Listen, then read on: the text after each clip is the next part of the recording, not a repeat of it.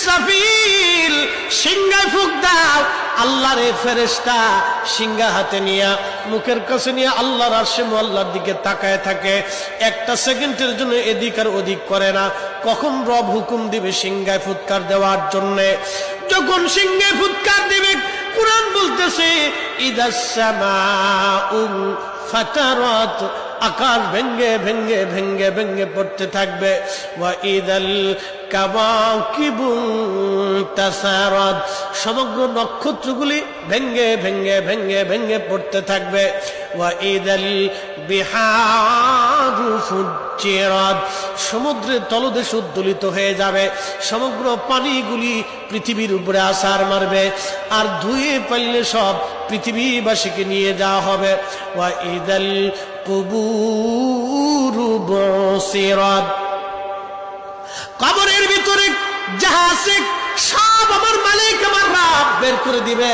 কবর থেকে মানুষ বের হইয়া সেই দিন হাসরের ময়দানের দিকে দৌড়াইতে থাকবে, সবাই উলঙ্গ থাকবে, কিন্তু আমার নবীকে আল্লাহ ৭০,০০০ ফেরেশতা বেষ্টন করাইয়া জান্নাতের পোশাক পরাইয়া মহাসম্মানে ফেরেশতারা মিছিল দিয়ে দিয়া আমার নবীকে হাসরের ময়দানে মাকামে মাহমুদে বসাবে।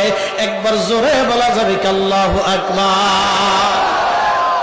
বাজান মুসলমান, খুব মনোযোগ দেন। হযরত ইউনূস আলাইহিস সালামের কথা বলছিলাম, মাছের পেটের ভিতরে ইউনূস। চিন্তা করলেন মরে গেলাম না বেঁচে আছি, লাড়াচাড়া দিয়ে দেখলেন না বেঁচে আছি, দাঁড়ায় গেলেন খোদার পয়গম্বর, দাঁড়ায় দিয়ে সেজদার মধ্যে পড়ে গেলেন। মাছের পেটের মধ্যে সেজদার মধ্যে পড়ে বলতেছে লা ইলাহা ইল্লা আনতা সুবহানাকা। বিপদের দোয়া, কঠিন মুসিবতের মধ্যে যদি পড়ে যান তাহলে খতম ইউনূস এই দোয়াটা খতম দিতে থাকবেন।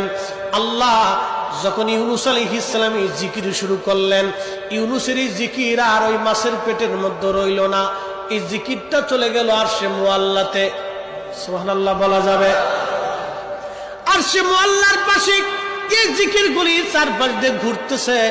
আরশে মুআল্লা ধরে রাখছেন ৪ জন ফেরেশতা কাঁধে করে।